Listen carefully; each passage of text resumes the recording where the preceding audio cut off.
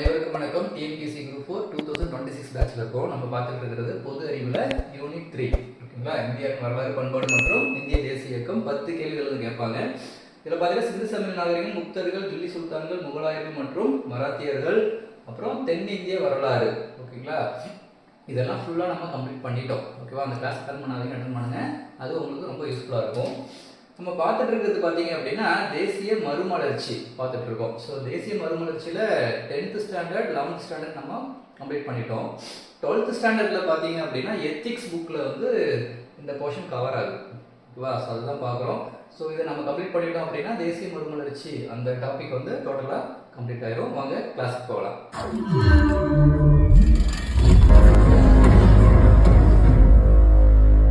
Okay, இந்த class நம்ம பார்க்குறது தேசிய மறுமலர்ச்சி. ஓகேவா? இந்த டாப்பிக்கில் பார்த்தீங்கன்னா 12th ஸ்டாண்டர்டில் இருக்கிற எத்திக்ஸ் புக்கில் சமூக சமய சீர்திருத்த இயக்கங்கள். ஓகேவா? 7th லெசனாக உங்களுக்கு இருக்கும். ஓகேவா? ரொம்ப ரொம்ப இம்பார்ட்டன்ட். அப்படியே நம்ம 10th 11th பார்த்தோம் பார்த்தீங்களா, அதே கான்செப்டை கொஞ்சம் எலாபரேட்டாக இருக்கும். இது ரொம்ப இம்பார்ட்டன்ட். ஓகேங்களா? ஓகே, ஸோ ஃபஸ்ட்டு பார்த்தீங்கன்னா ஒரு இன்ட்ரடக்ஷன் கொடுத்துருக்காங்க. கிபி 7ஆம் நூற்றாண்டு முதல் 17ஆம் நூற்றாண்டு வரை இந்தியாவில் பக்தி இயக்கங்கள் தோன்றன. ஓகேவா? ஸோ பக்தி இயக்கங்கள் தோன்றது இப்போ 7ஆம் நூற்றாண்டுல. ஓகேங்களா? 7ஆம் நூற்றாண்டுல இருந்து 17ஆம் நூற்றாண்டு வரை பக்தி இயக்கங்கள் தோன்றிருக்கு. இவ் இயக்கங்கள் இடைக்கால இந்திய வரலாற்றில் சமூக மற்றும் சமய மறுமலர்ச்சியில் முக்கிய பங்காற்றியது.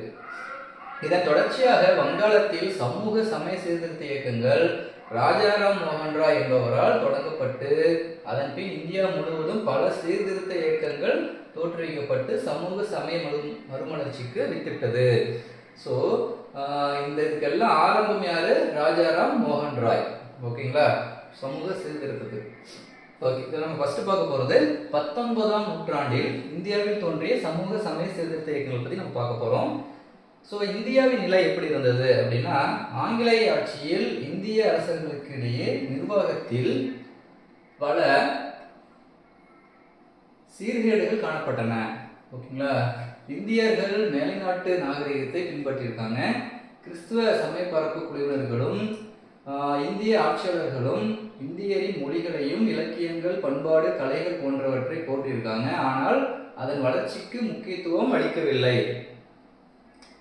அடுத்து பாருங்க, 18 மற்றும் 19ஆம் நூற்றாண்டுகளில் இந்தியாவின் சமூக நிலை உலக நாடுகளுக்கு இடையில் பின்தங்கி இருந்திருக்கு. குறிப்பாக அரசியல், பொருளாதார, சமூக, சமய, பண்பாடு, இலக்கியம், கல்வி போன்ற துறைகளில் வளர்ச்சி பெறவில்லை. ஏற்கனவே இருந்த வளர்ச்சி படிப்படியாக குறைந்து கொண்டே போயிருக்கு. நம் மக்களின் அறியாமை, அந்நிய ஆட்சியாளர்களின் பேராசை போன்றவை நம் நாட்டு கலைகள் அழிய காரணமாக இருந்திருக்கு. புற்றீசில் போல படர்ந்த மேலைநாட்டு நாகரிகம் நம்முடைய பண்பாட்டை மறக்க செய்தது. ஓகேங்களா? எனினும் 19ஆம் நூற்றாண்டில் மேலைநாட்டு கல்வி பயின்றதன் விளைவாக நமது பண்பாடு, இலக்கியம் போன்றவை மீண்டும் துளிர்த்து எழுவதற்கு படித்த இளைஞர்கள் முயற்சி செய்திருக்காங்க. எனவே தீண்டாமை, உடன்கட்டை ஏறுதல், பெண் சிசு கொலை, பர்தா முறை, தேவதாசி முறை, ஆடவர் கடன் கடக்காமை, ஓகேங்களா, இன்ன பிற மூடப்பழக்க வழக்கங்களை களைய சமூக சமயத்தில் பல இயக்கங்கள் தோன்றியிருக்கு. இக்காலத்தையே சமூக சமய விழிப்புணர்வு காலம் அப்படின்னு சொல்லியிருக்கிறோம். ஓகேங்களா? அடுத்து பாருங்க, சமூக சமய சீர்திருத்த இயக்கங்கள் தோன்ற காரணம் என்ன அப்படின்னா, அரசியல் ஒற்றுமை.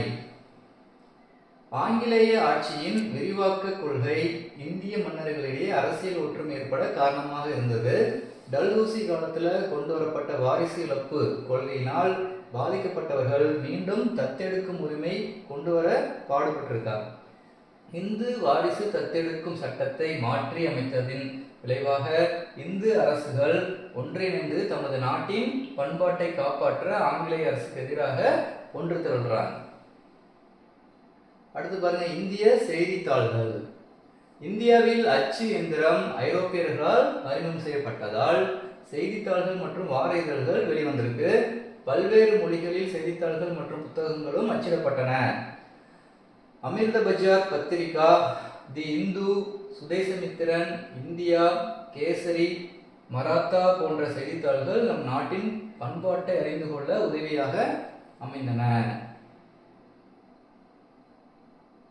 மேலை நாட்டு கல்வி. அடுத்து நம்ம பார்க்க போறது, இந்தியாவில் ஆங்கில கல்வி அறிமுகம் செய்யப்பட்டதால் மேல்நாட்டு கருத்துக்களான ஜனநாயகம், சுதந்திரம், சமத்துவம், தேசிய உணர்வு போன்றவை மேலோங்கி இருந்திருக்கு. கிபி 1835ஆம் ஆண்டு மெக்காலே பிரபுவின் முயற்சியால் ஆங்கிலம் இந்தியாவில் பயிற்று மொழியாக்கப்படுது. ஓகேவா? ஸோ ஆங்கிலத்தை இந்தியாவில் பயிற்று மொழியாக்குனது யாரு? மெக்காலே பிரபு. ஓகேங்களா? கிபி 1854ஆம் ஆண்டு சார்லஸ் வுட், ஓகேவா, அறிக்கையின்படி கல்கத்தா, பம்பாய், சென்னை ஆகிய இடங்களில் பல்கலைக்கழகங்கள் தோற்றுவிக்கப்படுது. இப்பல்கலைக்கழகங்கள் வாயிலாக ஆங்கில வழி கல்வி இந்தியர்களுக்கு பயிற்றுவிக்கப்பட்டது. இதன் விளைவாக மேலை நாடுகளுக்கு கல்வி கற்கவும் பணி நிமித்தமாகவும் வெளிநாடு சென்று இந்தியா திரும்பியவர்கள் தங்கள் நாட்டின் சமூக நிலைமையை அறிந்து மக்களுக்கு விழிப்புணர்வு ஏற்படுத்த முயற்சி செய்கிறாங்க. அடுத்தது, கிறிஸ்துவ சமய பரப்பு குழுக்களின் தாக்கம். இந்தியாவில் கிறிஸ்துவ சமய பரப்பு குழுக்கள் கல்வி நிறுவனங்களை நிறுவி அதன் மூலம் தங்கள் சமயத்தையும் பண்பாட்டையும் புகுத்தது. இக்குழுக்கள் இந்து சமயத்தில் உள்ள குறைபாடுகள், மூட நம்பிக்கைகள் மற்றும் சமுதாய ஏற்றத்தாழ்வுகளை களைய முற்பட்டன. அறிவியல் தொழில்நுட்பம். ஓகேங்களா? 19ஆம் நூற்றாண்டில் இந்தியா உலக நாடுகளின் அறிவியல் தொழில்நுட்பத்தோடு இணைந்திருந்தது. இதனால் முற்போக்கு சிந்தனை, பொருளாதாரம், தொழில்துறை போன்ற நிலைகளில் முன்னேற வேண்டும் என்ற ஆர்வம் மேலும் இருந்தது. ஓகேங்களா? எடுத்துக்காட்டாக தொலைத்தொடர்பு, போக்குவரத்து துறையில் ஏற்பட்ட முன்னேற்றம் மற்றும் உலக நாகரிக மாற்றங்கள் இந்தியாவில் மாற்றத்தை ஏற்படுத்துது. அடுத்து பாருங்க, அயல் நாட்டவரின் பங்களிப்பு. ஓகேங்களா?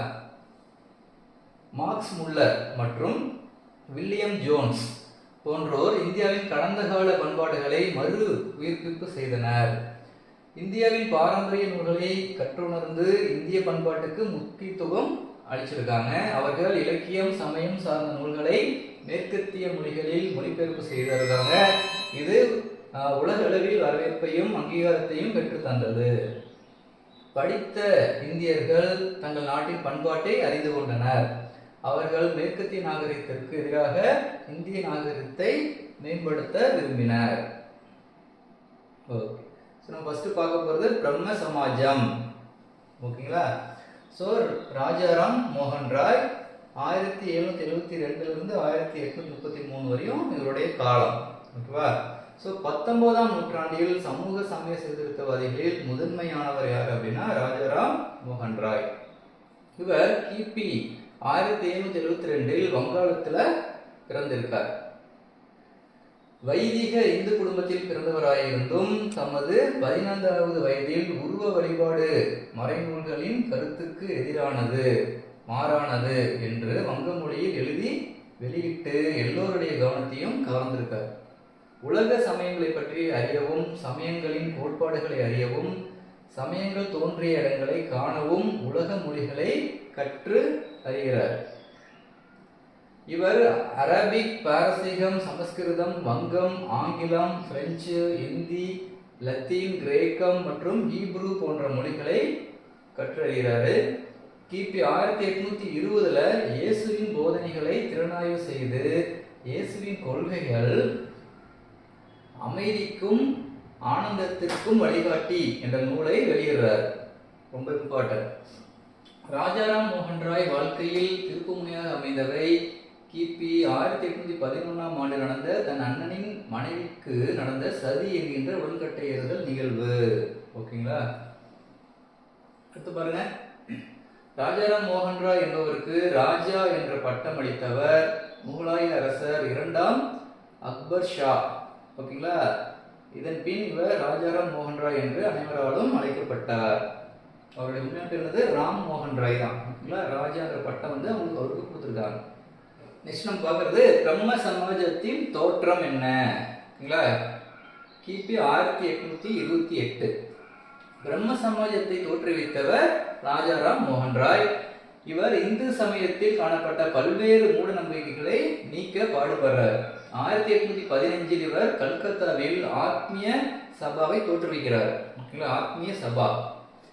இதுவே பின்னர் 1828 பிரம்ம சமாஜமாக மாறியது. இந்த சமாஜம் இந்து சமயத்தில் உள்ள சமூக சீர்கேடுகளையும் மூட நம்பிக்கைகளையும் கலைந்து ஒரே கடவுள் என்ற கொள்கையின் அடிப்படையில் பொது சமயத்தில் நம்பிக்கையை ஏற்படுத்தியது. பிரம்ம சமாஜத்தின் கோட்பாடுகள் என்ன அப்படின்னா, தூய உள்ளமும் தூய வாழ்வும் உய்யும் வழி என்பதே பிரம்ம சமாஜத்தின் அடிப்படை தத்துவமா இருந்திருக்கு. ஓகேங்களா? இச்சங்கம் ஒரே கடவுள் சங்கம் என்று அழைக்கப்பட்டது. ஒரு கடவுள் கொள்கையை நிலைநாட்டுவது இதன் முக்கிய நோக்கமாகும். பல கடவுள், கர்ம விதி, மறுபிறப்பு முதலியவற்றை இந்த சங்கம் ஏற்கவில்லை. இறைவன் மனித குலத்திற்கு பொதுவானவர், அதே போன்று சமயமும் மனித குலத்திற்கு பொதுவானது. பிரம்ம சமாஜ கோட்பாடின்படி ஆத்ம பலம் பெறும் எவரும் இறைநெறியில் நிற்பர். இந்நெறியில் உயர்வு தாழ்வு இல்லை. பிரம்ம சமாஜம் எந்த ஒரு உருவ வழிபாட்டிலும் நம்பிக்கை கொள்ளவில்லை. பிரம்ம சமாஜத்தின் உறுப்பினர்கள் பிரம்மோக்கள், ஓகேவா, என்று அழைக்கப்பட்டனர். இவர்கள் வழிபட்ட கடவுளுக்கு பெயரோ சிலையோ எதுவுமே கிடையாது, உருவ வழிபாடு கிடையாது அவங்களுக்கு. அடுத்தது பிரம்ம சமாஜத்தின் சமூக பணிகள் என்னென்ன பணிகள் அவங்க பண்ணாங்க, ஓகேவா. உடன்கட்டை ஏறுதலை அவங்க ஒழிச்சிருக்காங்க, ஓகேங்களா. ஸோ கணவன் இறந்ததும் மனைவி கணவரின் சிதையில் பாய்ந்து இறக்கும் நிகழ்ச்சியே சதி அல்லது உடன்கட்டை ஏறுதல் அப்படின்னு சொல்லுவாங்க. இந்தியாவில் அந்நியர் படையெடுப்பு காலத்திலிருந்து இப்பழக்கம் இருந்து வந்தது. இதனை இந்தியாவை ஆண்ட ஆப்கானிய சுல்தான்கள், முகலாய மன்னர்கள் மற்றும் போர்ச்சுகீசிய ஆளுநரான அல்புல்கர், ஓகேவா, ஆகியோர் இப்பழக்கத்தை தடுக்க முயற்சி செஞ்சிருக்காங்க. ராஜாராம் மோகன் ராய் சதியை எதிர்த்து 1818 தீவிர சமூக இயக்கத்தை தொடங்கி சதி சாத்திரங்களுக்கும் மறைகளுக்கும் மாறாதென்றும், மனைவி இறந்தால் கணவன் உடன்கட்டை ஏறாமல் இருப்பது போல் கணவன் இறந்தால் மனைவி மட்டும் உடன்கட்டை ஏறுவது எவ்வகையில் நியதி என்று கேட்டு பெண் சமத்துவத்திற்காக போராடுறார். வில்லியம் பெண்டிங் பிரபு இந்தியாவின் தலைமை அலுவலராக பதவி வகித்த போது சதிக்கு தடை சட்டம் கொண்டு வரப்பட்டது. அதன்படி கிபி 1829 டிசம்பர், ஓகேங்களா, 4 எண் 17, ஓகேங்களா, படி தண்டனைக்குரிய குற்றமாகும் என்று அறிவிக்கப்பட்டது. ஓகேங்களா, ஏதோ சட்டம் ஏற்றாங்க சதிக்கு எதிராக. ஆனால் வைதிக இந்துக்கள் இச்சட்டத்திற்கு எதிராக இங்கிலாந்து பாராளுமன்றத்தில் முறையிடுறாங்க, ஓகேவா. சதிகிறத தடுக்கக்கூடாது அப்படின்னு பாராளுமன்றத்தில் முறையிடுறாங்க. ராஜாராம் மோகன் ராய் சட்டத்தை ஆதரித்தும் செயல்படுத்துமாறும் வாதிடுறாரு. சட்டம் நிறைவேற்றப்பட்டு இந்திய சமுதாயத்தில் பெரும் மாற்றத்தை கொண்டு வருது.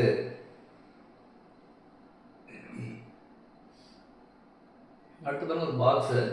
ஆங்கில கிழக்கிந்திய ஆட்சியில் கிறிஸ்துவ சமய பரப்பு குழுவினர் வில்லியம் கேரி தலைமையில் வங்காளத்தில் சதியை ஒழிக்க முயற்சி மேற்கொண்டனர்.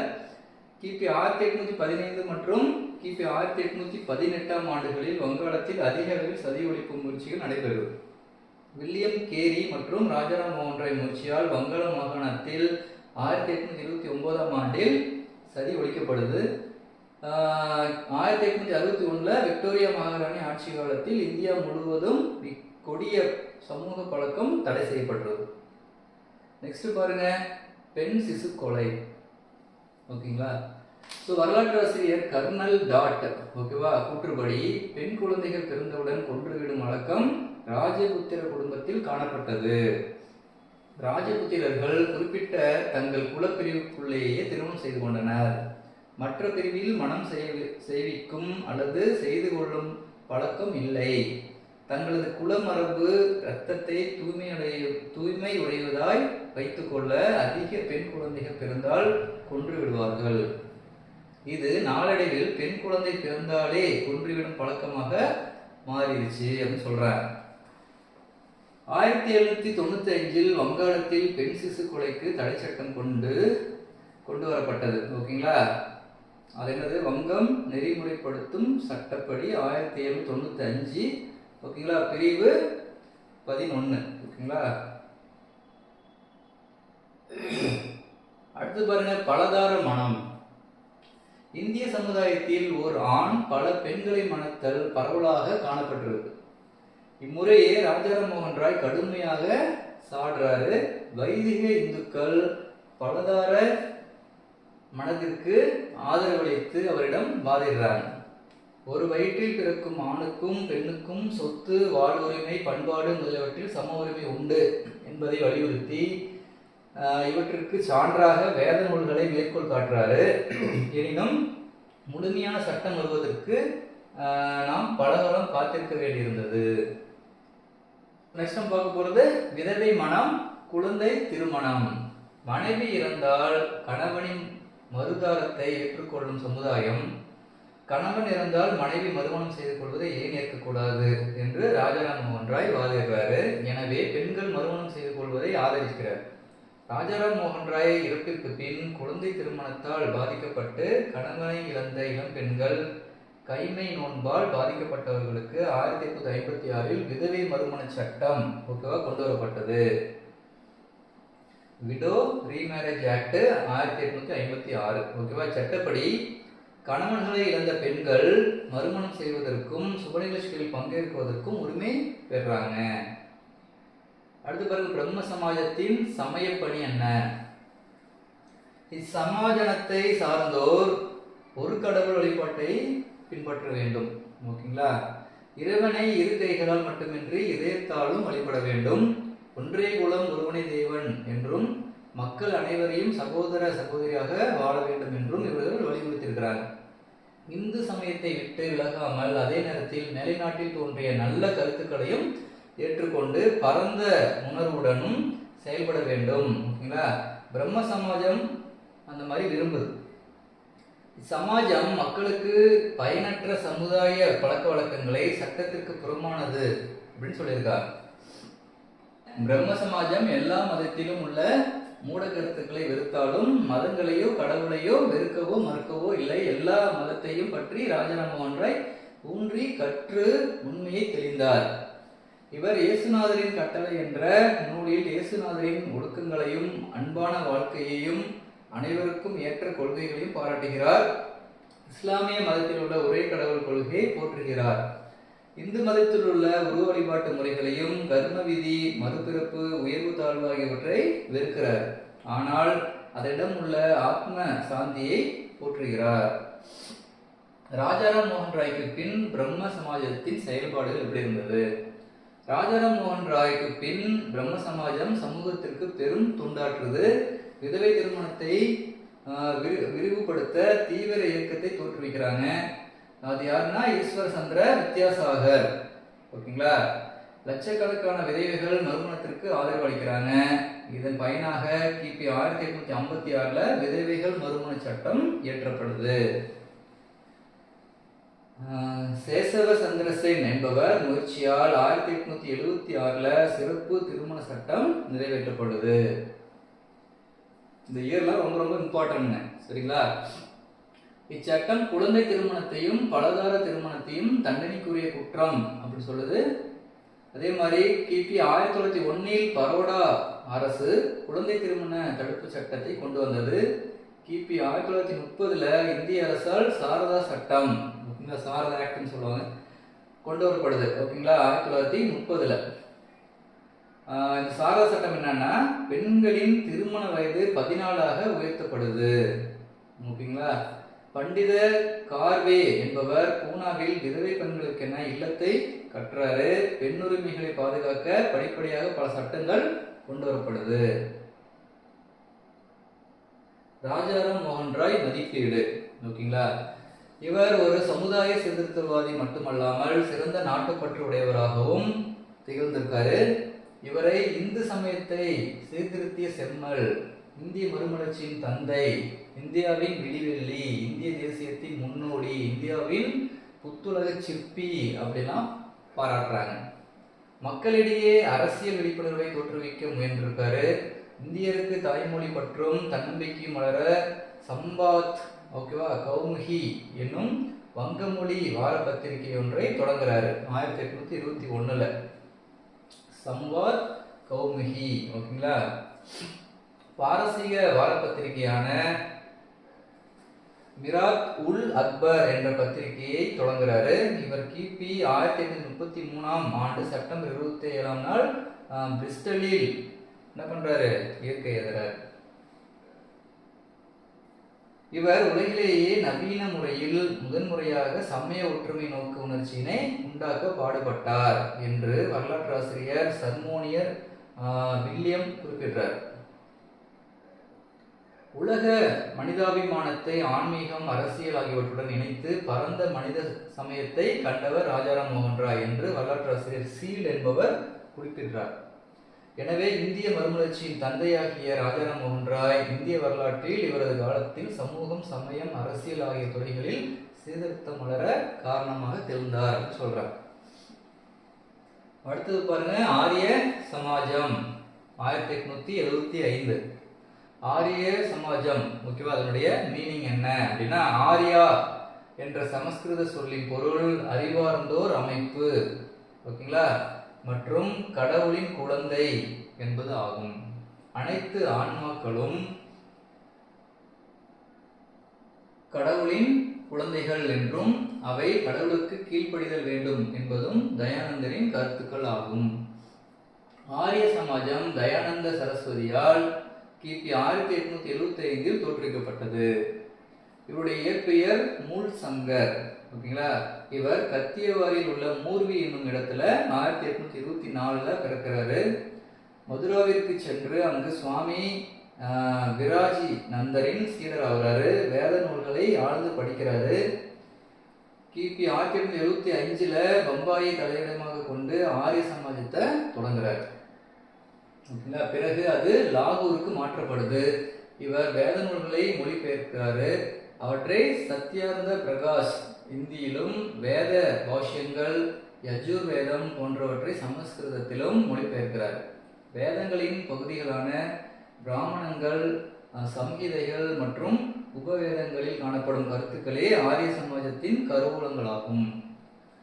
மேற்கத்திய அறிவாலும் பண்பாட்டாலும் சிறிதும் மாற்றம் பெறாதவர், ஓகேங்களா. வேதங்களை நோக்கி செல், கோ பேக் டு வேதா என்பதை தாரக மந்திரமாக கொண்டிருக்கார். அவர் தம் வாழ்நாளை வேத சமயத்தை பரப்புவதிலும் இந்து சமய சமுதாய பணிகளை செய்வதிலுமே ஈடுபட்டிருக்கார். அடுத்தது ஆரிய சமாஜத்தோட நோக்கங்கள்லாம் என்ன அப்படின்னா, அனைவரும் கடவுளின் குழந்தைகள் என்பதால் அவர்களிடம் சாதி, சமய, இன வேறுபாடுகள் கொண்டிருப்பது அர்த்தமற்றது. அதே மாதிரி தியானம், தன்னலமற்ற நற்செயல்கள் மூலமாகவும் கடவுளின் அருளை பெற முடியும். இறைவன் எங்கும் நிறைந்தவன், அவனுக்கு முதலும் இல்லை முடிவும் இல்லை. இறைவன், ஆத்மா, பிரகிருதி ஆகிய மூன்று ஒன்றுக்கொன்று தொடர்புடையது. ஆன்மா அழியாது, ஆன்மா பிறப்பதும் இல்லை இறப்பதும் இல்லை. கடவுளை போன்றே ஆன்மாவும் நிலையானது. ஆன்மாவின் பயணமும் முடிவற்றது. இது பல்வேறு பிறப்பு மற்றும் இறப்புகளின் மூலம் மேன்மையடைகிறது. தீபம் ஏற்றுதல் என்பது அதன் ஒளியின் எதிர்காலத்தில் நற்செயல்களை செய்வதற்கு திட்டமிடலாகும். இறைவனிடம் தமது குறைகளை முறையிட எந்த ஒரு பிரதிநிதியையும் தேவையில்லை. உலகிலும் அண்டக்கோள்களிலும் எல்லா படைப்புகளிலும் எங்கும் காணப்படும் கடவுளை பிரம்மம் என்கிறோம். மனம், வாக்கு, உடல் ஆகியவற்றில் தூய்மை வேண்டும். நேர்வழியில் செல்வத்தை சேர்த்து நேர்மையோடு வாழ்பவர்களும், ஆசிரியர்களும், பெற்றோர்களும், நெறி தவறாத ஆட்சியாளர்களும், தூய வாழ்வு நடத்துவர்களும் மண்ணில் வாழும் விண்ணவர்கள் ஆவர். இவர்கள் இறைவனோடு நேரடியாக ஐக்கியமானவர்கள். இவர்கள் வாழும் வழிகளே அறவழிகளாகும். ஆணும் பெண்ணும் சரிநிகர் சமம். ஆன்மாவிற்கு பாலின வேறுபாடுகள் கிடையாது. அறவழியில் வாழ்பவர்கள் துதித்தல், தியானித்தல், யோகத்தில் மூழ்குதல் ஆகிய நற்செயல்களால் இறைவனை அடைகிறார்கள். இதன் முடிவில் தன்னில் இறைவனையும் இறைவனில் தன்னையும் காணலாம். புனித பயணம், கோயில் வழிபாடு, விழாக்களை கொண்டாடுதல் முதலியவை தேவையற்றவை என்றாலும் மனப்பக்குவம் பெற இவையாவும் துணை நிற்கின்றன. ஒருவன் மறுபிறப்பு, கர்ம விதி ஆகியவற்றில் நம்பிக்கை கொள்ள வேண்டும். சொர்க்கமும் நகரமும் இப்புவியில் தான் உள்ளன. நாம் செய்யும் செயல்களே அவற்றை தீர்மானிக்கின்றன என்பது ஆரிய சமாஜத்தின் நம்பிக்கை ஆகும். ஓகே, நெக்ஸ்ட் பாருங்க, ஆரிய சமாஜத்தில் சமுதாய பணிகள். மறை செழித்த நாடே எம் மகேஸ்வரன் வீடு, ஓகேவா, இதனை வணங்குதலே இறைவனை வணங்குதல் என்று தயானந்தர் கூறினார். இந்தியா இந்தியருக்கே, ஓகேவா, இந்தியா ஃபார் இந்தியன்ஸ் என்று கூறி சமுதாய விழிப்புணர்வை ஏற்படுத்தினார். பல நகரங்களில் ஆசிரமங்கள் நிறுவப்பட்டு ஆண் பெண் குழந்தைகள் பேணி பாதுகாக்கப்பட்டு கல்வி அறிவு அளிக்கப்பட்டுச்சு. ஆரிய சமாஜம் தீண்டாமை, சாதி பாகுபாடுகள், குழந்தை திருமணம் போன்றவற்றை எதிர்க்குது. ஆரிய சமாஜம் ஆண்களையும் பெண்களையும் சமுதாயத்தில் இரு கண்களாகவே கருதியது. விதவைகள், கணவனால் கைவிடப்பட்ட பெண்களுக்கு ஆதரவற்ற இல்லங்கள் பல அமைக்கப்பட்டுள்ளன. இவர்களுக்கு தொழிற்கல்வி அளித்து வாழ்விற்கு தேவையான வருமானத்தை தாமே ஈட்டிக் கொள்ள வழி செஞ்சு கொடுத்துருக்காங்க. தொண்டர் படையின் மூலம் குடிநீர் வசதி, மருத்துவ வசதி, யோகா போன்றவற்றை வழங்குதல். சமுதாயத்தில் மிகவும் தீய பழக்கங்களான குழந்தை திருமணம் இருந்தது. இதனால் எண்ணற்ற பெண்கள் இளம் வயதிலேயே விதவையாகும் நிலை ஏற்பட்டது. இந்த நடைமுறையை இவ்வியக்கம் முற்றிலுமாக எதிர்த்திருக்கு. இந்து சமுதாயத்தில் காணப்பட்ட பலதார மனத்தை ஆரிய சமாஜம் தொடர்ந்து எதிர்த்து வந்திருக்கு. அதே மாதிரி ஆரிய சமாஜம் தோன்றுவதற்கு முன் பிற சமயங்களுக்கு சென்ற எவரும் மீண்டும் இந்து சமய கோட்பாடுகளை ஏற்று இந்துவாக மாற முடியாத நிலை இருந்தது. சுத்தி இயக்கத்தின் மூலம் பிற சமயத்தில் உள்ள இந்துக்களை தன் சமயத்தில் மீண்டும் இணைத்துக் கொண்டது. ஆரிய சமாஜத்தின் செயல்பாடுகள் என்ன? இந்து சமயத்தில் நிலவி வந்த காலத்திற்கு பொருந்தாத சடங்குகளை களையவும் வேத சமயத்திற்கு புத்துயிர் அளிக்கவும் முயற்சிகள் மேற்கொள்ளப்படுது. வேதகால சமூகத்தில் மிகவும் நம்பத்தகுந்த செய்திகள் உள்ளடங்கியே இருப்பதால் இவற்றை நூற்றுக்கணக்கான போதகர்களும் துறவிகளும் நாடு முழுமைக்கும் பரப்ப ஏற்பாடுகள் செய்யப்பட்டன. சமஸ்கிருதம் மற்றும் இந்தி மொழிகளில் மக்களுக்கு புரியும் வகையில் கருத்துக்கள் எடுத்துரைக்கப்படுது. அடுத்தது கல்வி நிறுவனங்களை உருவாக்குதல். இந்தியாவில் கிபி 1886ஆம் ஆண்டு லாகூர், ஓகேவா, ஹன்ஸ்ராஜ் தலைமையில் தயானந்த ஆங்கிலோ வேத பள்ளிகள் தொடங்கப்பட்டன. இச்சமாஜம் தயானந்த ஆங்கிலோ வேத பள்ளிகளையும் கல்லூரிகளையும் நடத்தி வருகிறது. பள்ளி கல்லூரிகளில் மாணவ மாணவிகள் தனித்தனியாக கல்வி பயிலவும் இருபாலரும் சேர்ந்து கல்வி பயிலுவதற்கென கல்வி நிறுவனங்கள் செயல்பட்டு வருகின்றன. ஓகேங்களா? இந்நிறுவனங்களில் ஆங்கிலம் முதன்மை மொழியாகவும் இந்தி, சமஸ்கிருதம் இரண்டாம் மொழியாகவும் கற்பிக்கப்படுகிறது. இதனை தயானந்த ஆங்கிலோ வேத கல்வி நிறுவனங்களின் மேற்பார்வை அமைப்பு நிர்வகித்து வருகிறது. இது ஒரு அரசு சாரா நிறுவனமாகும். பிஜி, நேபாளம், மொரிசியஸ், சிங்கப்பூர் போன்ற நாடுகளிலும் இந்த அமைப்பு செயல்பட்டு வருகிறது. ஓகேங்களா? அடுத்தது சுவாமி தயானந்த சரஸ்வதி மதிப்பீடு. சுவாமி தயானந்தர் சிறந்த சமூக சீர்திருத்தவாதிகளில் ஒருவர். இவர் கடந்த கால பண்பாட்டிற்கும் நிகழ்கால பண்பாட்டிற்கும் பாலமாக திகழ்ந்திருக்காரு. வேத சமயம், நாகரிகம், பண்பாடு மூன்றையும் உலகிலேயே சிறந்தவையாக அவர் கருதுகிறார். இவர் சுயராஜ்யம் என்று கூறி விடுதலை உணர்வை மக்களிடையே தோற்றுவித்தார். இக்கருத்து பிற்காலத்தில் சுயராஜ்யம் எனது பிறப்புரிமை என்ற திலகரின் கூற்றுக்கு அடிப்படையாக அமைந்தது. ஓகேவா? பாக்ஸ் பாருங்க. சத்தியமேவே ஜெயதே, சத்தியமேவ ஜெயதே என்ற சமஸ்கிருத சொல்லின் பொருள் வாய்மையே வெல்லும் என்பதாகும். இவ்வார்த்தை முண்டக உபநிடத்திலிருந்து எடுக்கப்பட்டுள்ளது. வாய்மையே வெல்லும் என்னும் தயானந்தரின் தாரக மந்திரம் அகிம்சை முறையில் போராடி சுதந்திரம் பெற்ற இந்தியரை ஆயத்தப்படுத்தியது. ஆரிய சமாஜத்தை நிறுவிய 8 ஆண்டுகளிலேயே இவர் இயற்கை எதிராரு. இவரது மறைவுக்கு பிறகு ஆரிய சமாஜம் இரு பிரிவுகளாக பிரிந்தது. இவர் இந்து சமயத்தின் மார்ட்டின் லூதர் என்று அழைக்கப்படுகிறார். ஓகேவா? இந்து சமயத்தின் மார்ட்டின் லூதர் அப்படின்னு அழைக்கப்படுறவர் இவர்தான். இவரை 19ஆம் நூற்றாண்டில் தோன்றிய இந்திய மறுமலர்ச்சியின் தந்தை என ரவீந்திரநாத் தாகூர் போற்றுகிறார். இதெல்லாம் ரொம்ப இம்பார்ட்டன்ட். அடுத்து நம்ம பார்க்க போறது ராமகிருஷ்ண பரமஹம்சர். ஓகேங்களா? ராமகிருஷ்ணர் கிபி 1836ஆம் ஆண்டு பிப்ரவரி 18ஆம் தேதி கல்கத்தாவில் உள்ள ஹூக்ளி நதிக்கரையில் கமர்புக்கூர் என்ற இடத்தில் பிறக்கிறார். இவரது இயற்பெயர் கடாதர சட்டர்ஜி. ஓகேங்களா? ராமகிருஷ்ண பரமஹம்சரோட இயற்பெயர் கடாதர சட்டர்ஜி ஆகும். இவர் தக்னேஸ்வரத்தில் உள்ள காளி கோயில் பூசாரியாக பணியாற்றியிருக்காரு. இவர் ஒரு பூசாரி. இக்கோயிலில் மிகப்பெரிய செல்வந்தரான ராணி ராஸ்மோனி என்பவரால் கட்டப்பட்டது அந்த கோயில். ஓகேங்களா. துணைவியார் சாரதா தேவி அம்மையார் இவருடைய சமயப்பணியில் உற்ற துணையாக இருந்திருக்கிறாங்க. ஸோ அவருடைய மனைவி பேர் என்னது? சாரதா தேவி. ஓகேங்களா. இப்போ நிறைய சாரதா ஸ்கூல்ஸு காலேஜ்லாம் நீங்கள் கேள்விப்பட்டிருப்பீங்க. அது எல்லாமே அவருடைய மனைவி பேர் தான் இயங்கிட்டு வருது. இவர் தயானந்த சரஸ்வதியின் சமகாலத்தை சேர்ந்தவர். ஓகேங்களா. நெக்ஸ்ட் பாருங்க, ராமகிருஷ்ணரின் ஆன்மீக கருத்துக்கள். ஓகேங்களா. இறையரும் அனுபவம் அற்ற தத்துவ உரையாடல்களை தவிர்க்கிறார். ஓகேவா. இறைவனை அடைய வேண்டும் என்ற ஏக்கம், இறைவனிடத்தில் அன்பு இவற்றை பெற வேண்டும் என்பதையும், அனைத்து திருவுருவ சிலைகளிலும் ஆண்டவன் நிறைந்திருப்பதை காணலாம் என்பதும் அவருடைய கருத்தாக இருந்தது. இறைவனை அடைய உரு வழிபாடு ஒரு வழி, அதுவே முடிந்த முடிவு, ஓகேவா, அன்று என்றும் கூறுகிறார். இவர் எல்லா சமயங்களின் சாரத்தையும் அறிந்து உண்மைகளை உணர்ந்து வாழ்ந்து காட்டிய ஞானி சொல்றாங்க. இனிய நடையில் கதைகள், நீதிக்கதைகள், அன்றாட நிகழ்ச்சிகளை மையமாக கொண்டு சமய தத்துவ கருத்துக்களை அனைவருக்கும் புரியும் வண்ணம் போதிச்சிருக்கிறாரு. நாம் தாகத்தை தீர்க்கும் தண்ணீரை நீர், ஓகேவா, பானி, வாட்டர் போன்ற பல்வேறு மொழிகளில் கூறினாலும் அவை ஒரே பொருளை குறிப்பது போல் இறைவன் அரி, அல்லாஹ், இயேசு, காளி, மாதா போன்ற பல்வேறு பெயர்களால் அழைக்கப்படுகின்றார் என்று கூறி உலக பொது சமயத்திற்கும் உலக ஒற்றுமைக்கும் வழிவகுத்திருக்கார். ஓகேங்களா.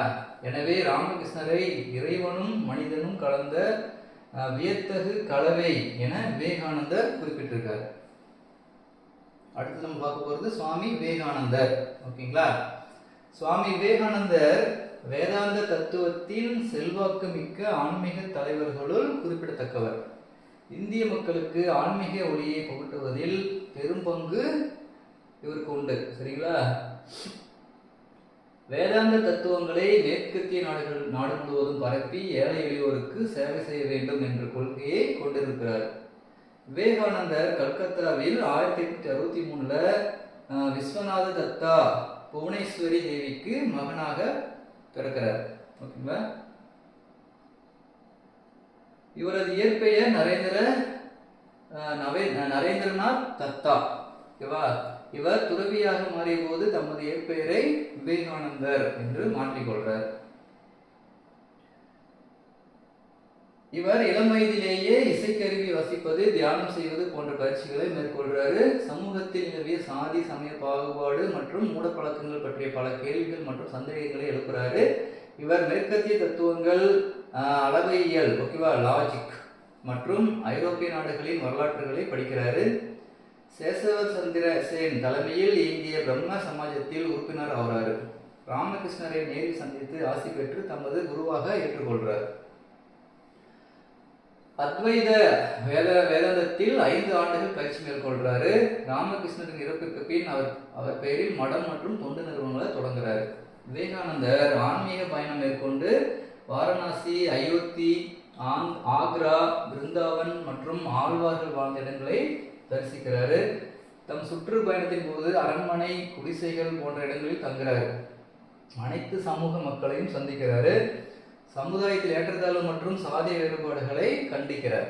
இந்தியாவை உயிருள்ள ஒரு தேசமாக உருவாக்க வேண்டும் என்றால் தேசிய புத்துயிர்ப்பு அவசியம் என்பதை உணர்கிறார். 1892 கன்னியாகுமரிக்கு சென்று பாறையின் மீது அமர்ந்து தியானத்தை தொடங்குறாரு. அவர் அமர்ந்து தியானம் செய்த பாறையே விவேகானந்தர் பாறை என்ற பெயரில் இன்னைக்கு நம்ம பார்க்க முடியும். பாருங்க,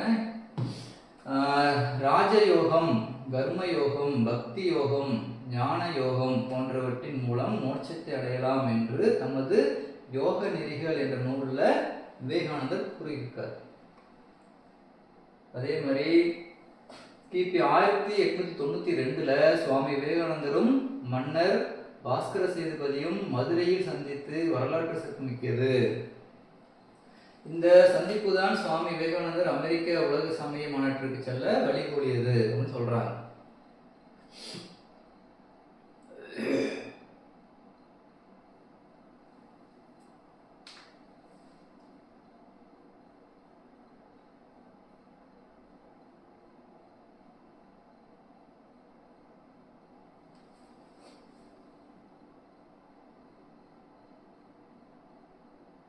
நெக்ஸ்ட் நம்ம பார்க்க போகிறது விவேகானந்தரும் சிகாகோ உலக சமய மாநாடும். ஓகேங்களா, வேர்ல்டு ரிலிஜியஸ் கான்ஃபரன்ஸ் 1893 ஆண்டு செப்டம்பர் 11ஆம் நாள் அமெரிக்காவின் சிகாகோ நகரில் உலக சமய மாநாடு மதகுரு கிப்பன்ஸ் தலைமையில் நடைபெற்றது. பல்லாயிரக்கணக்கான அமெரிக்கர்களும் ஆன்மீக குருமார்களும் பல சமயங்களைச் சேர்ந்தவர்களும் கலந்து கொள்றாங்க. அப்போது எல்லோரும் வியக்கும் வகையில் சாதி சமயங்களை தொடர்ந்து எனது அருமை அமெரிக்க சகோதர சகோதரிகளே என்று தனது பேச்சை தொடங்குகிறார் விவேகானந்தர். உலகின் மிக முக்கியமான சொற்பொழிவுகளில் ஒன்றாக இப்பொழுதும் அது குறிப்பிடப்படுகிறது. அனைத்து மக்களின் அன்னையின் பெயரால் நன்றி கூறுகிறேன் என்று கூறி அவரது உரையில் சமய ஒற்றுமை, ஆன்மீகம் போன்றவற்றை எடுத்துரைக்கிறார். உலகில் எங்கெங்கோ தோன்றுகின்ற ஓடையெல்லாம் இறுதியில் கடலில் சென்று சங்கமமாய் பான்மையினை போன்றுலகோர் பின்பற்றும் தன்மையாலே துங்கமிகு நெறி பலவாய் நேராயும் வளைவாயும் தோன்றினாலும் அங்கு அவைத்தாம் எம்பெரும் ஈட்டில் உன்னை அடைகின்ற ஆரே என்றோ என்று மாநாட்டில் கூறி உலக சமய ஒற்றுமையை தெளிவுபடுத்தியிருக்கார். ராமகிருஷ்ண இயக்கங்கள், ஓகேவா, ராமகிருஷ்ண இயக்கம், ராமகிருஷ்ணா மிஷன். விவேகானந்தர் 1896 அமெரிக்காவில் உள்ள நியூயார்க் நகரில் வேதாந்த சங்கம் என்ற சமய மன்றத்தை தொடங்குகிறார். பின் கிபி 1897 வங்காளத்தில் உள்ள பேலூர்ல ராமகிருஷ்ண இயக்கம் தொடங்கப்பட்டது. இந்திய பண்பாட்டை உலகமெங்கும் பரப்புவதே அதன் முக்கிய நோக்கமாகும். ஏழ்மை மற்றும் மூடநம்பிக்கைகளை அறவே நீக்க பாடுபடுவது இயக்கத்தின் முக்கிய கொள்கையாக இருந்தன. இந்த இயக்கம் ஆன்மீக வளர்ச்சியில் நாட்டம் கொண்டவருக்கு பயிற்சி அளித்து அவர்களை கல்வி, சமய, சமுதாய பணிகளை செய்யவும் வேதாந்த கருத்துக்களை பரப்பவும் பாடுபட்டு வருகிறது. ராமகிருஷ்ண இயக்கத்தின் நோக்கங்களும் குறிக்கோளும் என்ன? துறவரம் மற்றும் மனித சேவையே இதன் முக்கிய நோக்கம். வேதாந்த கொள்கையில் அடங்கிய கல்வியை அளித்தல், கல்வியோடு கலைகள், அறிவியல், தொழில்கள் பிறவற்றையும் மேம்பாடு அடைய செய்தல், பொதுமக்களுக்கு கல்வியை புகட்டும் பணியினை தொடர்ந்து செய்தல், கிராம முன்னேற்றத்திற்கு பாடுபடுதல். அப்புறம் இவ்வியக்கம் இனம், மொழி, நாடு, சமயம் வேறுபாடின்றி பூகம்பம், வெள்ளம், தீ, தொற்றுநோய் போன்றவை ஏற்படும் காலங்களில் மக்களுக்கு சேவையாற்றுதல். ஓகேங்களா, இதெல்லாம் பண்றாங்க. ராமகிருஷ்ண இயக்கத்தின் சமூக தொண்டு என்ன? இவ்வியக்கம் கல்வி, உடல் நலம், கிராமப்புற வளர்ச்சி, மலைவாழ் மக்கள் முன்னேற்றம், இளைஞர்கள் நலன் போன்றவற்றுக்காக பாடுபட்டு வருது. இந்தியா முழுவதும் மருத்துவமனைகள், அறக்கட்டளைகள் நிறுவி மக்கள் நலன் காக்கும் பணிகள், தாய்சேய் மருத்துவமனைகள், முதியோர் ஆதரவற்ற இல்லங்கள், செவிலியர் பயிற்சி பள்ளிகள் போன்றவற்றின் மூலம் சேவை செய்து வருகிறது. இவ்வியக்கம் தம் நோக்கங்களை நிறைவேற்றி எவற்றை விரும்பத்தக்கதென சிந்திக்கிறதோ அவற்றுக்குரிய சஞ்சனைகளை, பருவ இதழ்களை, நூல்களை, ஆண்டு பிரசுரங்களை அச்சடித்து பதித்து விற்றல் அல்லது இலவசமாக வழங்குதல் போன்ற பணிகளையும் செஞ்சுட்டு வராங்க. இது மேற்கு வங்காளத்தில் உள்ள சுந்தரவன பகுதியில் சூரிய ஒளியை பயன்படுத்தி மின்சார உற்பத்தி செய்யும் திட்டம் தோற்றுவிப்பதற்கு முக்கிய பங்கு ஆற்றியிருக்காங்க. இந்தியா முழுவதும் புகழ்பெற்ற கல்வி நிறுவனங்கள், கல்லூரிகள், தொழிற்கல்வி பயிற்சி மையங்களை நிறுவி கல்வி வளர்ச்சிக்கு இன்றும் பாடுபட்டு வருகிறது. இவ்வாறாக ராமகிருஷ்ண இயக்கம் உலகமெங்கும் உயர்ந்த பணிகளை ஆற்றி வருகிறது. இதுதான் என்னது உங்களுடைய குறிக்கோள்கள், நோக்கங்கள் எல்லாமே. ஓகேவா, விவேகானந்தரின் பொன்மொழிகள்லாம் என்ன? நம்ம நிறைய கேள்விப்பட்டிருக்கோம். ஓகேவா, உண்மையே தூய்மையானது, உண்மையே அறிவு, உண்மையே பலம் என்று விவேகானந்தர் இளைஞர்களுக்கு போதிக்கிறார். பெரும் சாதனை செய்வதற்கு 3 நிலைகளை கடந்தாக வேண்டும். அவை ஏளனம், எதிர்ப்பு, அகங்காரம். உயிரே போகும் நிலை வந்தாலும் தைரியத்தை விடாதே, நீ சாதிக்க பிறந்தவன், துணிந்து நில், எதையும் வெல். உண்மைக்காக எதையும் தோற்கலாம், ஆனால் எதற்காகவும் உண்மையை தோற்கக்கூடாது. ஓகேங்களா, பொய் சொல்லி தப்பிக்க நினைக்காதே, உண்மை சொல்லி மாட்டிக்கொள். ஏனென்றால் பொய் வாழ விடாது, உண்மை சாக விடாது. வீரர்களே, கனவுகளிலிருந்து விழித்தெழுங்கள், தலைகளிலிருந்து விடுபடுங்கள். உடல் பலவீனத்தையோ மன பலவீனத்தையோ உண்டாக்கும் எதையும் அணுகக்கூடாது. என்னிடம் வலிமை மிக்க 100 இளைஞர்களை தாருங்கள், நான் வளமான பாரதத்தை உருவாக்கி காட்டுகிறேன். இழுமீன் எழுமீன் குறிக்கோளை அடையும் வரை நில்லாது உழைமீன். பிறரது பாராட்டுக்கும் பழிக்கும் செவிசாய்த்தால் மகத்தான காரியம் எதையும் செய்ய முடியாது. இதெல்லாம் விவேகானந்தரோட பொன்மொழிகள். ஓகேங்களா. நெக்ஸ்ட் நம்ம பார்க்க போகிறது பிரம்மஞான சபை. 1875 ஆரம்பிக்கப்பட்டது பிரம்மஞான சபை. பிரம்மஞான சபை ஹெலினா பெட்ரோவ்னா பிளாட்வாஸ்கி அம்மையாரும் கர்னல் ஆல்காட் என்பவரும் 1875 அமெரிக்காவில் என்ன பண்றாங்க, தோற்றுவிக்கிறாங்க. ஓகேங்களா. இச்சபை தியோசோபி இயக்கம் என்றும் அழைக்கப்படுகிறது. தியோசோபி இச்சொல் கிரேக்க வார்த்தைகளான தியோஸ் சோபாஸ் என்ற இரு சொற்களின் தொகுப்பேயாகும். தியோஸ் என்றால் கடவுள் என்றும் சோபாஸ் அப்படின்னா அறிவு என்றும் பொருள்படும். எனவே கடவுள் பக்தி மற்றும் உண்மை அறிவை பெறுவதற்காக பிரம்மஞான சபை நிறுவப்பட்டது. 1882 இதன் தலைமையிடம் சென்னை அடையாறில் என்ன பண்றாங்க, தொடங்கப்பட்டது. இவ்வியக்கத்தில் வெற்றிக்கு அன்னிபெசன்ட் அம்மையார் பெரிதும் உதவியிருக்காங்க. பின்னர் இவ்வியக்கத்திற்கு தலைமை பொறுப்பையும் அன்னிபெசன்ட் ஏற்கிறாங்க. அடுத்தது அன்னிபெசன்ட் கிபி 1847 ஆண்டு அயர்லாந்தில் பிறக்கிறாங்க. இவர் 1897 ஆண்டு இந்தியா வராங்க. 1898 காசியில் மத்திய இந்து கல்லூரியை தொடங்கி வைக்கிறாங்க. பின்னாளில் அது பனாரஸ் இந்து பல்கலைக்கழகமாக வளர்ச்சி பெற்றது. சுயமரியாதையையும் நம்பிக்கையும் பெருமையும் கொண்டதாக எதிர்காலத்திலும் இருந்தது. அம்மையார் உபநிடதங்களின் அறிவுசாரம், கீதை, வீரகாவியங்கள், புராணங்கள், தர்மசாஸ்திரங்கள், சுமிதிகள், கதைகள், தொல்மரபுகள் ஆகியவற்றை இந்து பௌத்த சமயங்களிலிருந்து எடுத்து அதற்கு மிக எளிய உயர்ந்த விளக்கங்களை அளிச்சிருக்காங்க. பிரம்ம ஞான சபையின் நோக்கம் என்ன? உலக சகோதரத்துவத்தை வளர்க்கிறது தான் நம்மளுடைய ஃபர்ஸ்ட் நோக்கமா இருக்கு. உலக சகோதரத்துவத்தை வளர்த்தல். அடுத்தது பார்த்தீங்கன்னா பழங்கால சமயம், இலக்கியம், தத்துவம், விஞ்ஞானம் ஆகியவற்றை ஆழ்ந்து கற்றல். இயற்கை நியதிகளை ஆராய்ந்து மனிதனுக்குள்ளே மறைந்து கிடக்கும் ஆன்மீக ஆற்றல்களை வெளிக்கொண்டு வருவது இச்சபையின் முக்கிய நோக்கமா இருந்திருக்கு. இந்து சமய கோட்பாடுகளான கர்ம வினை, மறுபிறவி, ஆன்மாவின் அழியாத இயல்பு, யோக நிலைகள், கடவுளின் அவதாரங்கள் போன்றவற்றை இந்துக்களின் அகக்கண்களை திறக்க செஞ்சிருக்கு. அறிவியல் வளர்ச்சியால் ஏற்பட்ட மேலைநாட்டு பொருளாதார கோட்பாட்டை வன்மையாக கண்டிச்சிருக்கு. வேதகால பெருமைகளை நிகழ்காலத்தில் கொண்டு வருவதையே நோக்கமாக கொண்டு இயங்கியது. இவ்வியக்கம் சாதி, இனம், ஆண் பெண் பாகுபாடு போன்றவற்றை எதிர்த்திருக்கு. பிரம்மஞான சபையின் சமூக தொண்டுகள்லாம் என்ன? சாதி ஒழிப்பு, பெண் கல்வி, நாட்டு விடுதலை போன்றவற்றிற்காக நாடு முழுவதும் சொற்பொழிவுகளை அன்னிபெசன்ட் நிகழ்த்தியிருக்காங்க. இவருடைய வீரமிக்க வளர்ச்சிமிக்க சொற்பொழிவுகள் இந்தியனே விழித்தெழு என்னும் நூலாக வெளியிடப்பட்டிருக்கு. 1914 பொது வாழ்வு என்னும் வார வெளியீட்டையும் நவ இந்தியா என்ற நாளிதழையும் தொடங்கி வச்சிருக்காங்க.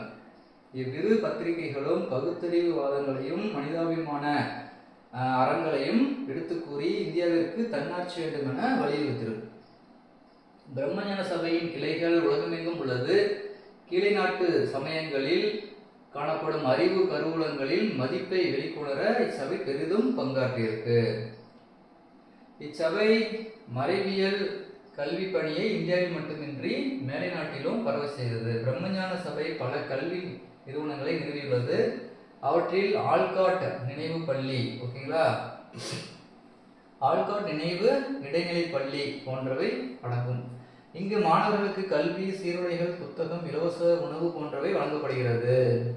மேலும் பாலிய விவாகத்தடை, மதுவிலக்கு, அறம் சார்ந்த சமய கல்வியை பள்ளியில் போதித்தல், மகளிர் கல்வியை பரப்புதல், எழுத்தறிவின்மையை அகற்றுதல் மற்றும் பர்தா முறையை ஒழித்தல் போன்ற அரும்பணிகளை இயக்கம் செய்து வந்தது. அடுத்தது சமரச சுத்த சன்மார்க்க இயக்கம், ஓகேங்களா, ராமலிங்க அடிகளார் நிறுவனர்.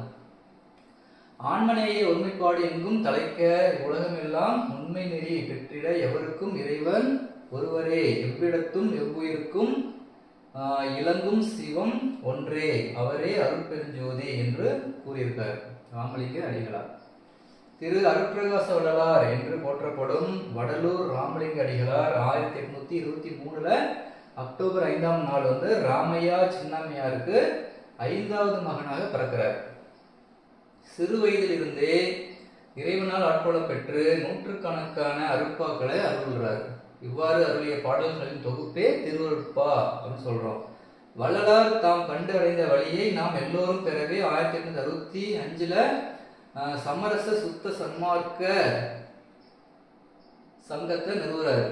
இச்சன்மார்க்க வழி மூலமாக நாம் பெற வேண்டிய அனைத்து ஆன்ம பயனும் பெறலாம்.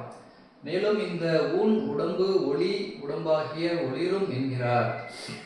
ஓகேவா? இந்த ஊன் உடம்பு ஒளி உடம்பாகி ஒளிரும் அப்படின்னு சொல்லியிருக்காரு. மனிதனை துன்பத்திலிருந்து மீட்டு ஜீவகாருண்ய ஒழுக்கத்தின் வழிநடத்தி மனிதன் தெய்வ நிலையை அடைய செய்வதே சமரச சுத்த சன்மார்க்க சங்கத்தின் முக்கிய நோக்கமாக இருந்தது. சாதிகளிலோ மதங்களிலோ பேதமுற்று அலைந்து வீணே அழியும் இந்த உலகித்தவருக்கு ஆன்மநேய ஒருமைப்பாட்டு உரிமை எனும் சாதனத்தை கொண்டு வந்தவர். அமைதியான இயற்கையை ஒட்டிய வாழ்வு பெறவும் நிலையான அழியாத மெய்வாழ்வு பெறவும் வழிவகுத்து கொடுத்துள்ளார்.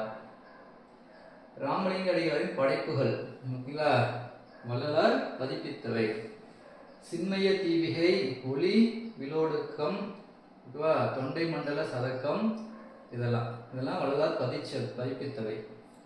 உரைநடைகள் என்னென்ன அப்படின்னு பார்த்தா, மனுமுறை கண்ட வாசகம், ஜீவகாருண்ய ஒழுக்கம். ஓகேங்களா? செய்யுள் என்னன்னா திருவருட்பா. இவர் பாடிய 6000 பாடல்களின் திரட்டு திருவருட்பா என்று அழைக்கப்படுகிறது. இது 6 திருமுறைகளாக பகுக்கப்பட்டுள்ளது. ராமலிங்க அடிகளாரின் தலைமை செயலராக தொழுவூர் வேலாயுதனாரால் முதல் 4 திருமுறைகள் வெளியிடப்பட்டன. பின்னர் 5ஆம் 6ஆம் திருமுறைகள் வெளியிடப்பட்டது. வள்ளலாரின் சமய நெறிகள்லாம் என்ன? எவ்வுயிரையும் கொல்லக்கூடாது, எல்லா உயிர்களும் நமக்கு உறவுகளே, அவற்றை துன்புறுத்தக்கூடாது, சிறு தெய்வ வழிபாடு கூடாது, அவற்றின் பெயரால் பலியிடுதல் கூடாது, பசித்தவர்களுக்கு சாதி சமயம் இனம் மொழி போன்ற வேறுபாடு கருதாது உணவு கொடுக்கணும், கடவுள் ஒருவரே, அவர் அருட்பெருஞ்சோதி ஆவார், மனித இனத்திற்கு செய்யும் தொண்டே முக்தியை அடைவதற்கான வழி, இறைவனை அருட்பெருஞ்சோதியாக உணர்ந்து குறுகிய சமய எல்லைக்கோடுகளை கடந்து சமய ஒருமைப்பாட்டு காண வேண்டும், இசைக்கருவிகள் தவிர்த்து மனம் ஒன்றிட வேண்டும், சன்மார்க்க ஒழுக்க நெறிகளான செயல் ஒழுக்கம், ஜீவ ஒழுக்கம், ஆன்ம ஒழுக்கம் போன்றவை முக்கிய ஒழுக்கங்களாகும். மனித தொண்டாற்றல் மூலம் வாழ்வில் முழு பயனை பெற்று இறையோடு ஒன்ற வேண்டும், சமயத்தில் சடங்குகள் பொருளற்றவை என்று கூறி வைதிக முறை தவிர்த்து வழிபட வேண்டும், உருவ வழிபாடும் கிராம தேவதைகள் வழிபாடும் தேவையற்றது சொல்றாங்க. அடுத்தது சமூக நெறிகள் என்ன?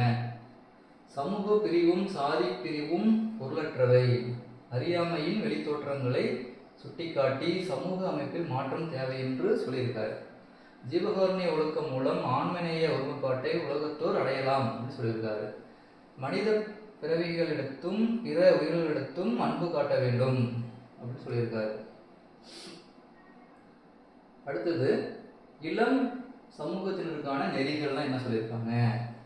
நல்லோர் மனதை நடுங்க செய்யாதே, வசித்தோர் முகத்தை பார்த்திராதே, குருவை வணங்க தயங்கி நிற்காதே, வெயிலுக்கு ஒதுங்க விருட்சம் அழிக்காதே, தாய்மொழியை தள்ளி நடக்காதே அப்படிலாம் அவர் கூறினது. ஓகேங்களா? ராமலிங்க அடிகளார் மனிதர்களும் விலங்குகளிலும் செடி கொடிகளிலும் ஆத்மாவின் ஒளியை கண்டார். மறைகளால் கூடப்படும் வேள்வி முறைகளும் மற்ற சடங்குகளும் இல்லாமல் அன்பெனும் உள்ளத்தால் ஆண்டவனை அடையலாம் என்றும் அவன் ஒளிமயமானவன் என்று கூறினார். சாதி சமய வேறுபாடின்றி சமரச சுத்த சன்மார்க்க நோக்கை மக்களிடையே பரவ செஞ்சிருக்காரு.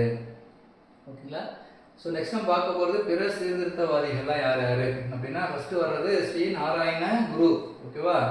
19ஆம் நூற்றாண்டில் தோன்றிய ஞான குருக்களின் நாராயண குருவும் ஒருவர். ஓகேவா? இவர் கேரளாவில் உள்ள திருவனந்தபுரத்திற்கு அருகே செம்பொடுத்தி கிராமத்தில் பிறக்கிறாரு. பொதுவாக நானு ஆசான் என்று அழைக்கப்பட்டார். நானு ஆசான், ஆசான் என்றால் ஆசிரியர் என்று பொருள்படும். ஸ்ரீ நாராயண குரு திருக்குறள், ஈசோ, வாசியோ, உபநிடதம், ஒளிவில் ஒடுக்கம் ஆகிய நூல்களை மலையாளத்தில் மொழிபெயர்த்துள்ளார். அவரது காலத்தில் வாழ்ந்த மக்கள் 2 பிரிவாக பிரிந்து வாழ்ந்து வந்தனர். அவர்கள் அவர்ணர், ஓகேவா, அடுத்தது சவர்ணர் என்றும் குறிப்பிடப்பட்டனர். அவர்ணர்கள் கல்வி கற்கக்கூடாது, சாஸ்திரங்களை கற்கக்கூடாது, கோயில்களை நிறுவக்கூடாது, பூஜைகளை செய்யக்கூடாது என்ற சவர்ணர்களின் அடக்குமுறைக்கு முடிவு கட்ட நாராயணகுரு உறுதி போன்றார். எனவே திருவனந்தபுரத்திற்கு அருகில் அருவிப்புறத்தில் கோயில் கட்டி சவர்ணர்கள் மட்டுமே பிரசை செய்ய முடியும் என்ற கட்டுப்பாட்டை உடைத்தெறிகிறார். கிபி 1903 நாராயண தர்ம பரிபாலன யோகம் என்ற அமைப்பை நிறுவி இதன் மூலம் ஆன்மீகம், கல்வி, சமூக தொண்டு ஆகியவற்ற பணிகளை செஞ்சு வந்திருக்கார். ஸ்ரீ நாராயண குருவின் சமூக தொண்டுகள்லாம் என்ன அப்படின்னா, ஈழவ சமுதாயத்தில் காணப்படும் தீண்டாமை முறையை ஒழித்து அனைத்து சமூகத்தையும் சமநிலைப்படுத்த பாடுபட்டிருக்காரு. எண்ணற்ற கோயில்களை கட்டி அனைத்து மக்களையும் வழிபட செஞ்சிருக்காரு. சமுதாய பிரச்சனைக்கான திருமண சடங்குகள், மத வழிபாட்டு முறையை எதிர்த்து போராடியிருக்காரு. இவருடைய கருத்து ஒரே சாதி, ஒரே சமயம், மனித குலத்திற்கு ஒரே கடவுள் என்பதுதான். நெக்ஸ்ட் நம்ம பார்க்க போறது ஈஸ்வர சந்திர வித்யாசாகர். ஓகேவா, வங்காளத்தில் சமூக சமய மறுமலர்ச்சியை ஏற்படுத்தியவர் ஈஸ்வர சந்திர வித்யாசாகர் ஆவார். 1820 வங்காளத்தில் பிறக்கிறார். இவர் எழுத்தாளர், தத்துவஞானி, கல்வியாளர் மற்றும் சீர்திருத்தவாதியாக திகழ்ந்தவர். பெண்களின் வாழ்க்கை தரத்தை உயர்த்த பாடுபட்டிருக்கார். பொதுவாக வங்காளத்தில் வைதீக இந்து குடும்பத்தில் காணப்பட்ட சமூக கொடுமைகளை எதிர்த்திருக்காரு. 1856 கொண்டு வரப்பட்ட விதவைகள் மறுமண சட்டத்திற்கு காரணமா இருந்திருக்காரு. இவர் வங்க அகரவரிசையை மறு உருவாக்கம் செஞ்சிருக்காரு. இவர் புகழை போற்றும் விதமாக வங்காளத்தில் ஹூக்ளி பாலத்திற்கு வித்யாசாகர் பாலம் என்று பெயர் சொல்லியிருக்காங்க. ஈஸ்வர சந்திர வித்யாசாகரும் மகாதேவ் ரானடேவும் விதவைகள் மறுமணத்திற்கு ஆதரவாக குரல் எழுப்பியிருக்காங்க. இந்நிலையில் விதவைகள் மறுமண சட்டம் 1856 டல்ஹௌசி பிரபுவால் ஏற்றுக்கொள்ளப்பட்டு கானிங் பிரபு ஆட்சி காலத்தில் நடைமுறைப்படுத்தப்பட்டது. இதன்படி 1856 விதி எண் 15 படி இந்து விதவைகள் மறுமண சட்டம் கொண்டு வரப்பட்டது. அடுத்து நம்ம பார்க்க போறது ஜோதிபா பூலே. ஓகேவா, ஜோதிபா பூலே. ஜோதிபா பூலே மராத்திய மாநிலத்தில் பூனாவில் பிறந்தவர். பூத்தொடுக்கும் குடும்பத்தில் பிறந்தமையால் பூலே என்று அழைக்கப்பட்டார். பூத்தொடுக்கும் பூ கட்டுறவங்க. ஓகேவா, அதனால அவர் என்ன பண்றாங்க, பூலே அப்படின்னு அழைக்கிறாங்கன்னு சொல்றாங்க. இவர் புத்வார் பீத் என்ற இடத்தில் பெண்கள் பள்ளியை தொடங்கியிருக்காரு. ஓகேங்களா, ஸ்காட்டிஷ் பள்ளியில் ஆசிரியராக சேர்ந்த பூலே விவசாயிகளுக்காக இரவு நேர பள்ளியை தொடங்கினார். அனைத்து பிரிவினரும் பொதுவான அனாதை இல்லங்களை தோற்றுவித்தார். ஓகேவா, அனைத்து பிரிவினருக்கும் பொதுவா அனாதை இல்லம் தோற்றுவிச்சிருக்காங்க. ஹென்டர் கல்வி குழுவிடம் தாழ்த்தப்பட்டோருக்கு கல்வி அளிக்கப்பட வேண்டியதன் அவசியத்தை வலியுறுத்தி அறிக்கையை சமர்ப்பிச்சிருக்காரு. 1873 சத்திய சோதக் சமாஜம் என்ற அமைப்பை தோற்றுவிக்கிறார். இதற்கு உண்மை அறியும் சங்கம் என்று பொருள். இவ்வமைப்பின் முக்கிய நோக்கம் என்னன்னா, பெண் கல்வி, குழந்தை திருமணத்தை தடை செய்தல், விதவைகள் மறுமணம் செய்தல், அனாதை பாதுகாப்பு, அனைத்து மக்களுக்கும் சம உரிமை பெறவும், மனித உரிமையை பாதுகாக்கவும், மக்களுக்கு சமூக நீதி கிடைக்கவும் வழிவகை செய்வதே இதன் முக்கிய நோக்கமா இருந்திருக்கு. நெக்ஸ்ட் நம்ம பார்க்க போறது அயோத்திதாச பண்டிதர். ஓகேவா, நவீன இந்தியாவின் சீர்திருத்தவாதிகளுள் அயோத்தியதாச பண்டிதரும் முக்கியமானவர். இவர் தமிழ் பௌத்த மறுமலர்ச்சி இயக்கத்தை தோற்றுவிச்சிருக்காரு. இவருடைய இயற்பெயர் காத்தவராயன். ஓகேவா, சோ அயோத்திதாச பண்டிதருடைய இயற்பெயர் என்னது, காத்தவராயன். அத்வைத கோட்பாடுகளில் நம்பிக்கை கொண்டவர். இவர் வாழ்க்கையின் நடைமுறையில் உள்ள சம்பிரதாயங்களை எதிர்த்திருக்காரு. பௌத்த சமய கோட்பாடுகளான அன்பு, கருணை, சகோதரத்துவம் போன்றவை சமூகத்தில் மலர பாடுபட்டிருக்காரு. 1907 ராயப்பேட்டையை தலையிடமாக கொண்டு அன்றைய காலனா மதிப்பில் ஒரு பைசா தமிழன் என்ற செய்தித்தாளை வெளியிட்டிருக்காரு. இச்செய்தித்தாளில் பௌத்த கோட்பாடுகள், அரசின் செய்திகள், பெண் கல்வி, வானிலை, ஓகேங்களா, பண்டங்களின் விலை, விழிப்புணர்வு செய்திகள் போன்றவற்றை வெளியிட்டிருக்காங்க அந்த நியூஸ் பேப்பர்ல. பின் ஒரு பைசா தமிழன் செய்தித்தாள் பெயர் மாற்றம் செய்யப்பட்டு தமிழன் என்ற பெயரோடு வெளிவந்தது.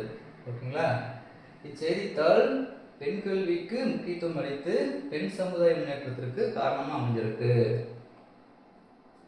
அயோத்திதாச பண்டிதர் வல்லக்காலத்தி அயோத்திதாச பண்டிதரிடம் கல்வி கற்றார். ஓகேவா? தமிழ், சித்த மருத்துவம், தத்துவம் ஆகியவை பயின்றார். தம் குருவின் மீது கொண்ட மதிப்பால் காத்தவராயன் என்ற பெயரை என்ன பண்ணிடுறாரு? அயோத்திதாசர் என மாற்றிக்கொண்டார். நெக்ஸ்ட் நம்ம பார்க்க போறது கந்துகூரி வீரேசலிங்கம்.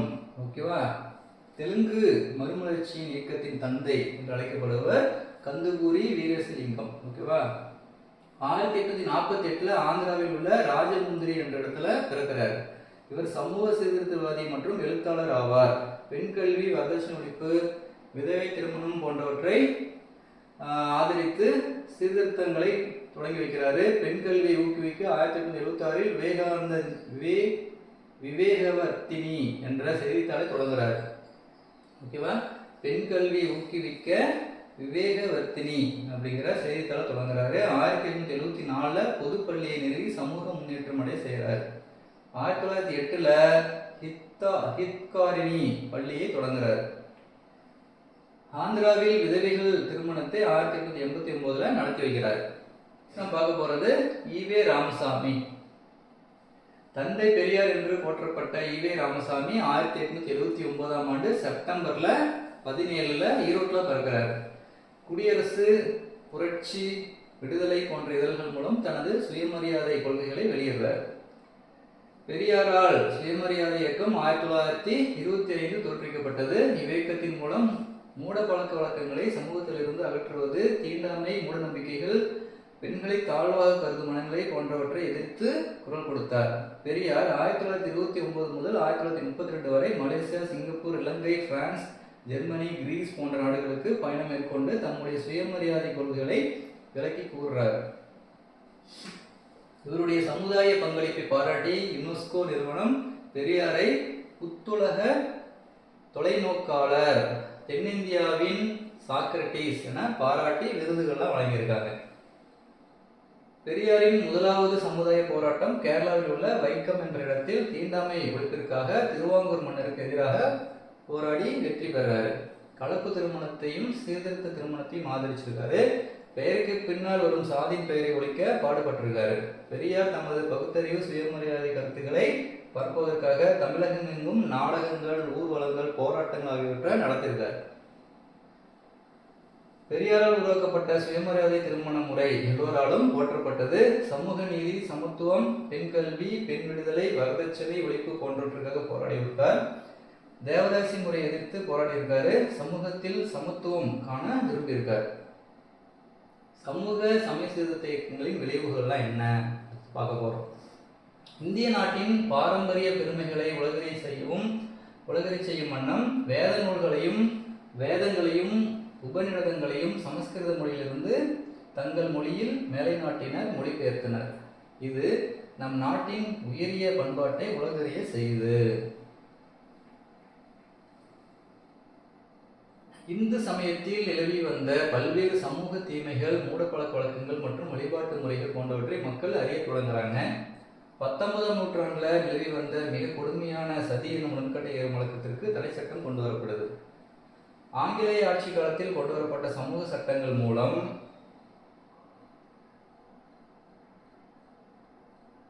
பெண்களின் வாழ்க்கை தரம் உயர்வு. பெண் சிசு கொலை தடுப்பு சட்டம், விதவை மறுமண சட்டம், பர்தா முறை ஒழிப்பு மற்றும் பெண்களின் திருமண வயதை உயர்த்த பல்வேறு சட்டங்கள் கொண்டு வரப்படுது. இதில் 1930 கொண்டு வரப்பட்ட சாரதா சட்டம் சமூக சீர்திருத்த இயக்கங்களுக்கு கிடைத்த ஒட்டுமொத்த வெற்றி அப்படின்னு சொல்றாங்க. நம் நாட்டு இலக்கியங்கள், கல்வெட்டுக்கள், நாணயங்கள், புதைப்பொருள் ஆய்வுகள் மூலம் கிடைத்த பொருட்களை கொண்டு மேலைநாட்டு வரலாற்றாசிரியர்கள் இந்திய வரலாற்றை பல ஆதாரங்களுடன் எழுதியிருக்காங்க. இவை நம் நாட்டின் பண்பாடு உலகளவில் பரவ முக்கிய காரணமாக அமைந்தது. இந்திய நாட்டின் நுண்கலைகளான இசை, ஓவியம், சிற்பம், நாட்டியம், கட்டடக்கலை ஆகியவற்றை சமூக சமய சீர்திருத்த இயக்கங்கள் உலகறிய செய்தன. நம் நாட்டின் நுண்கலைகள் மேலைநாட்டினர் மூலம் உலகளவில் பரவுது. இந்தியர்கள் அறிவியல் ஆய்வுகளில் ஈடுபட தொடங்கினர். ஆரியப்பட்டர் எழுதிய ஆரிய பட்டியம் என்ற நூல் அறிவியல் ஆராய்ச்சிக்கு வித்திட்டது. சுதந்திரம், சமத்துவம், சகோதரத்துவம் போன்ற மனப்பான்மைக்கு சீர்திருத்த இயக்கங்கள் வித்திட்டன. தனி மனித சுதந்திரம் மட்டுமின்றி பிறப்பால் உயர்வு தாழ்வு போன்ற சமூக பிரச்சனைகளை நீக்கின. இந்தியாவில் நடைபெற்று வந்த அறிவியல் ஆதாரமற்ற சமய சடங்குகளையும் வழிபாட்டு முறைகளையும் நீக்க சமூக சமய சீர்திருத்த இயக்கங்கள் பாடுபட்டது. மொழித்துறையில் வியக்கத்தக்க முன்னேற்றம் ஏற்பட்டது. ஆங்கிலேய இலக்கியத்தில் உள்ள புதினம், கவிதைகள், நாடகம் முதலானவை இந்திய மொழிகளில் மொழியாக்கம் செய்யப்பட்டன. ஆங்கில முறையில் பின்பற்றப்பட்ட விமர்சன முறை இந்திய மொழிகளில் எதிரொலித்தன. இலக்கிய துறையில் உலகம் போற்றும் இலக்கிய மேதைகள் உருவாயினர். 1835 மெக்காலே கல்விக் கொள்கை உருவாவதற்கும் 1854 சார்லஸ் வுட் கல்விக் கொள்கை உருவாவதற்கும் அதனால் நாடு முழுவதும் ஒரே மாதிரியான கல்வி முறை பரவலாவதற்கும் 19ஆம் நூற்றாண்டின் சமூக சமய சீர்திருத்தவாதிகள் ஆங்கிலேயர்களுக்கு உதவியிருக்காங்க. இதனால் மேற்கத்திய தத்துவங்களும் இலக்கியங்களும் அறிவியலும் தாய்நாட்டின் பழமையான வரலாற்றையும் இந்தியர்கள் அறிந்து கொண்டாங்க. ஆங்கில மொழி வளர்ச்சி பெற்றதை போன்று வட்டார மொழிகளும் வளர்ச்சி பெற்றது. வட்டார மொழிகளில் புதிய சிந்தனைகள் அடிப்படையில் பல இலக்கியங்கள் தோன்றன. விவேகானந்தரின் ஆன்மீக சிந்தனைகள் ஐரோப்பிய நாடுகளை கவர்ந்தன. இதன் காரணமாக சகோதரி நிவேதிதா இவருடைய சீடர் ஆகிறாங்க. இன்றைய இந்தியாவில் இந்தியர்களிடையே தேசிய உணர்வு, தாய்மொழி உணர்வு, சமய சகிப்புத்தன்மை, சமய சமத்துவத்திற்கான கோட்பாடுகள் போன்றவற்றை இந்தியர்கள் மனத்தில் விதைத்து சமூக சமய சீர்திருத்த இயக்கங்களே ஆகும். இன்றைய நாகரீக உலகில் மற்ற நாடுகளோடு பல்வேறு துறைகளில் இந்தியர்கள் உலக நாடுகளுக்கு சமமாக அறிவியலும் ஆற்றலும் முன்னேற வழிவகுத்திருக்கு. தொழில்துறையில் புதிய மாற்றங்கள் ஏற்பட்டு புதிய தொழிற்சாலைகளும் நூற்பாலைகளும் உருவாக்கப்பட்டன. தயானந்த சரஸ்வதியின் இந்தியருக்கு என்ற முழக்கம் தேசிய உணர்வு தோன்ற முக்கிய காரணமாக அமைந்தது. சுதந்திர போராட்ட வீரர்களும் இலக்கியவாதிகளும் தோன்ற இச்சீர்திருத்த இயக்கங்கள் காரணமாக இருந்தது. ஓகே, ஸோ இதோட நம்மளுக்கு தேசிய மறுமலர்ச்சி அந்த டாபிக் வந்து கம்ப்ளீட் ஆகுது. ஓகேங்களா? ஸோ ரொம்ப இம்பார்ட்டன்ட். கண்டிப்பாக பார்த்தீங்கன்னா இதுலேருந்து 1 or 2 கொஷின் வந்து கேட்டுருவாங்க. ஓகேவா? ரொம்ப இன்ட்ரெஸ்டான ஒரு டாபிக் கூட. ஓகேவா? நம்ம நிறையா இன்ஃபர்மேஷன் தெரிஞ்சுக்கலாம் அதில். ஸோ 1 or 2 டைம்ஸ் என்ன பண்ணுங்கள், ரிப்பீட்டடாக இந்த கிளாஸ் அட்டன் பண்ணுங்கள். ரொம்ப ஈஸியாக இருக்கும். ஸோ இந்த கிளாஸ் வந்து உங்களுக்கு யூஸ்ஃபுல்லாக இருந்ததுன்னா உங்கள் ஃப்ரெண்ட்ஸ் ரிலேட்டிவ் யாராவது டிஎன்பிஎஸ்சி ப்ரிப்பேர் பண்ணிட்டு இருந்தாங்கன்னா அவங்களுக்கு ஷேர் பண்ணி விடுங்க. அவங்களுக்கும் யூஸ்ஃபுல்லாக இருக்கும். மறக்காமல் சேனலை சப்ஸ்கிரைப் பண்ணுங்கள். ஸோ நம்மளுக்கு டைம் நிறையா இருக்குது. டிஎன்பிஎஸ்சி குரூப் 4 இருக்குது. ஸோ லாஸ்ட் டைமில் படிச்சுக்கலாம் அப்படின்னு சொல்லிட்டு படிக்காமல் இருக்காதீங்க. இப்போவே படிக்க ஸ்டார்ட் பண்ணுங்கள். ஓகேங்களா? ஸோ இப்போ நீங்கள் படிக்க ஸ்டார்ட் பண்ணாலே நீங்கள் போதும். கண்டிப்பாக என்ன பண்ணலாம், டிஎன்பிஎஸ்சி குரூப் 4 கிளியர் பண்ணிடலாம். ஓகேங்களா? நன்றி, வணக்கம்.